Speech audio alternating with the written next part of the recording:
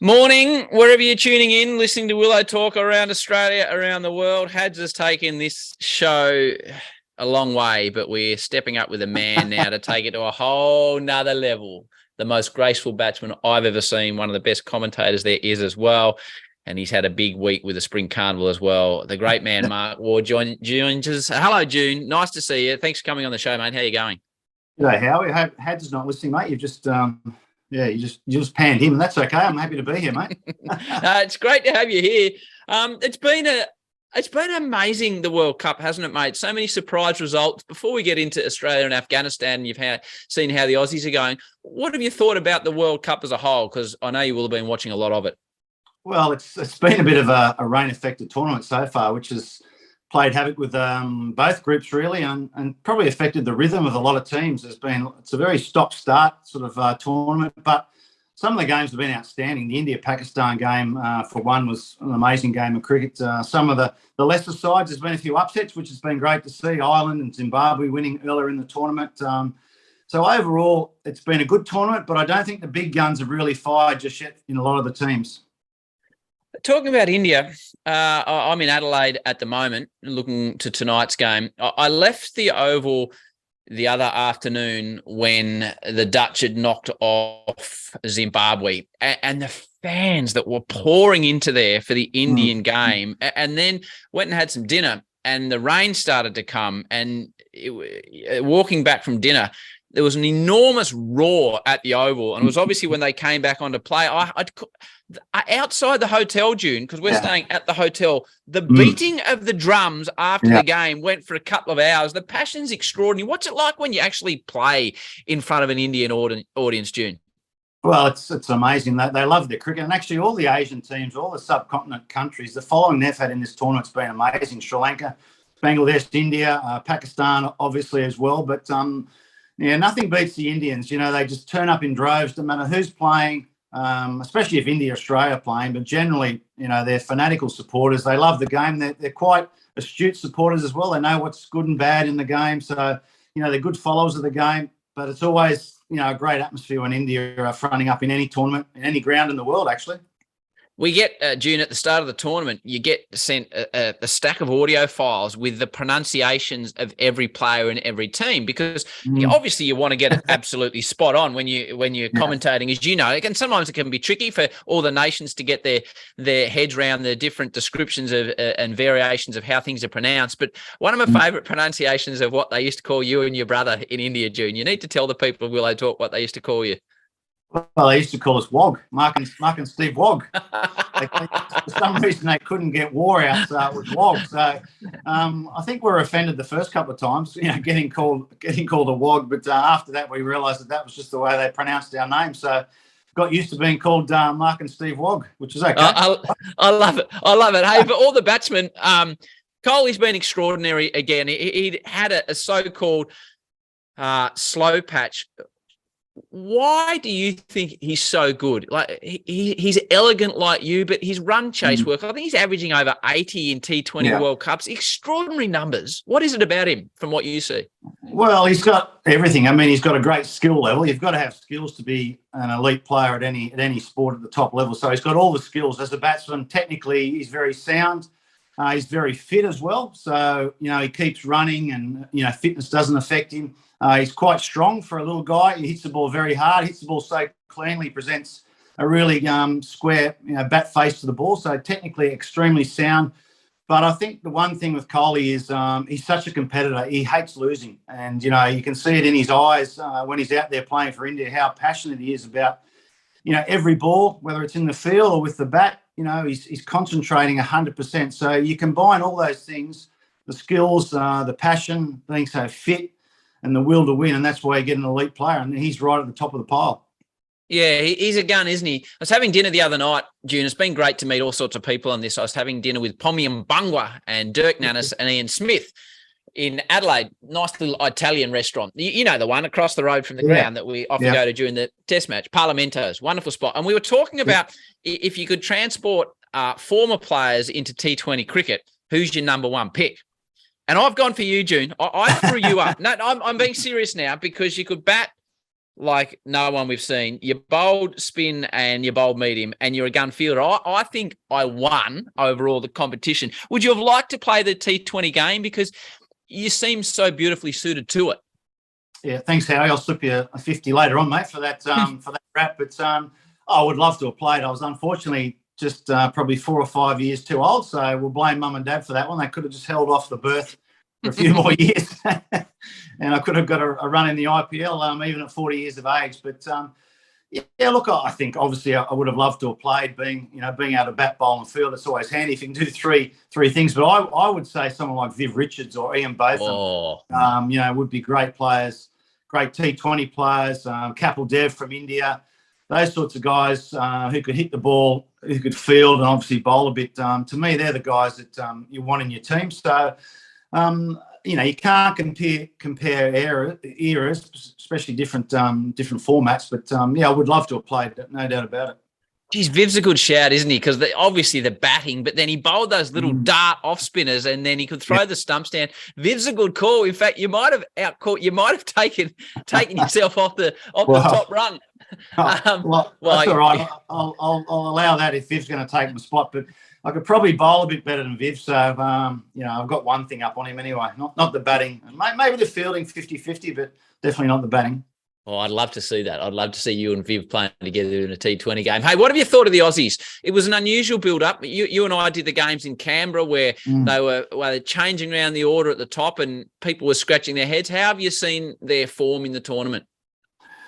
Well, they haven't really got going, have they, the Australian team? They started off on the back foot against New Zealand. That loss really was a big setback given the circumstances now with the net run rate coming into play. And even against Ireland, they had Ireland 5 for 25 and they allowed Ireland to get nearly 150, which, again, that's really affected the net run rate. Against Sri Lanka, I thought if Sri Lanka had another fast bowler on the night, they probably would have nearly beaten us in Perth. So I think we've been nowhere near our best. There's 3 or 4 batsmen who have yet to make an impact. David Warner, Glenn Maxwell, Mitch Marsh probably hasn't been at his best. Aaron Finch has made a few runs, but, I think our batting hasn't been firing on all cylinders for whatever reason. So the good thing is I think if we can sneak through, we've got heaps of improvement in us. We haven't played anywhere near our best yet. And if we do, I think, we can still nearly win this tournament. But it's all going to come down to run rate, obviously, in this last round of games on Friday and Saturday. Yeah, it's a big one, isn't it? Whether we can sneak through. Just before we get to tonight's game, Ireland, New Zealand, the Irish have been plucky, but you can't really see them rolling New Zealand. So it looks like it comes down to Sri Lanka at the SCG against England. Oh, Sri Lanka pretty handy, mate, with Hasaranga and Theekshana. Can you see them causing an upset? Well, I think they're the most likely team to cause an upset out of the 3 games. I think, obviously Australia, Afghanistan, we'll talk about that in a minute, but, we should beat Afghanistan. I think Ireland, whilst they're a decent side, Ireland, they're competitive. They haven't got the big guns to beat New Zealand. So New Zealand, let's assume they're through. So you're right. Sri Lanka have shown glimpses in this tournament that they can upset a good team. So it's possible, but I think the advantage England have is they play on the Saturday. So they'll know what their net run rate is required to beat Australia. So that's a big advantage for England. But they're not over the line yet. So, if Australia can manage to beat Afghanistan by a big margin, then that does put a bit of pressure on England, who should win, but they're certainly not over the line against Sri Lanka. So tonight's game, mate, in Adelaide, there's some doubt over Rashid Khan. I haven't read this morning how he's tracking. He tweaked a knee the other day, but he'll obviously be a huge plus for Afghanistan playing in Adelaide where he's played all his cricket. And again, it's hard to know what Australian squad is going to be rolled out tonight. If Finch is not up, and I hope he is, who are you picking in the side? Well, Cameron Green comes straight in. He's going to open the batting. They showed their cards in the lead-up games, didn't they, where Cameron Green opened 3 or 4 times, even though he wasn't even in the squad. And you had players like Steve Smith sitting on the sideline, not getting a hit. So I'd imagine if Finch is not fit, Green comes straight in. And to be honest, it doesn't really weaken the side. I know you don't want to lose your captain and your leader on the field, but batting-wise, I think our team is going to be equally as strong if Cameron Green comes into the team. And obviously can add an extra bowling option for the captain, which will be Matthew Wade if Finch is not fit. So, I see the Australians still having a very strong side. Afghanistan, if Rashid Khan is not available, that really hurts their chances a lot. He's their key bowler, as you say. Howie plays for Adelaide Strikers, so he knows Adelaide really well. I think he'll get up for the game. Surely he'd have to have a broken leg not to play in this game Friday night in Adelaide. So I think he probably plays. I think Australia will plan for him to play. Even if he does play, this is a game where Australia have got to be so brave. I think they've got to win the toss and post a 200-plus score and then bowl really well, which I think they can on the Adelaide pitch. So, I think they've got to be really aggressive in this game. So you think win the toss and bat and go super, super hard. That's your approach? Well, look, I don't know the ramifications, whether it's better to bat or bowl first. Yeah. When you're trying to improve your net run rate. I guess whatever you do first, you've got to do it well. If you happen to bowl first, then obviously – you knock the team over for 100, say, and you get those runs in 10 overs. That's obviously pretty good as well. So without knowing the exact mathematics of the whole situation, I don't know. I'd be tempted to bat first and get a big score on the board and then really attack with the ball. That'd be the way I go. But Australia have tended to bowl first in the all tournament, haven't they? And the mathematics is going to be hard, obviously, because the England game's still to come. So, you can get a figure to pass England's run rate, but if they beat Sri Lanka, which they need to do, then their net run rate's going to go up as well. So, we're going to need our man Laurie Colliver, the world's best statistician, to be working the computers hard to figure out what's going on. Exactly. Who do you see? I haven't seen South Africa live. People that have, June, obviously they've got the quicks. A couple of people that I'm working with are starting to point towards South Africa. It always comes back to whether they can get it done in the finals. But they look pretty balanced. And with Rousseau making that big 100, they seem to have a bit more steel in the middle order. Where are your thoughts on the South African chances? Well, I tipped them early that they were the best sort of team, roughy sort of team in the betting. I think they were about $10 before the tournament. I thought they were the best in the tournament. And the thing with South Africa is we know they've got a good bowling attack, good pace attack, led by Nortje and Rabada and Nagidi, and Parnell's bowling well.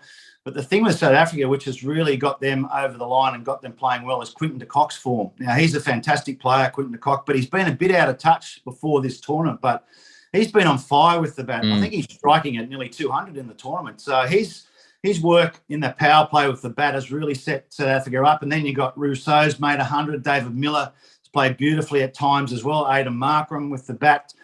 So, look, they're looking really good. I don't think they're a certainty to get through just yet, but if they do get through, I guess them and India are probably the two teams in that group. Pakistan have been pretty unlucky, losing a couple of games off the last ball. But I think if you had to pick one team to go all the way at the moment in what is a very open competition still, I mean, anyone could win. I think South Africa have probably been the form team. So you would be picking them as your favourites to win the whole thing or not?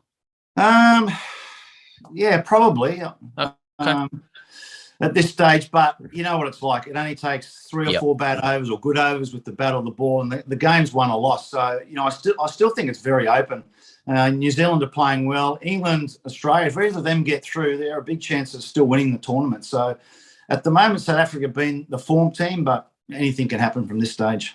And as you've always told me, mate, it's such a short form of the game that you only need really 2 players to fire to win you a game. If you one gets away with the bat and one gets away with the ball. Hey, just before I let you go, one back on Kohli, because he fascinates me.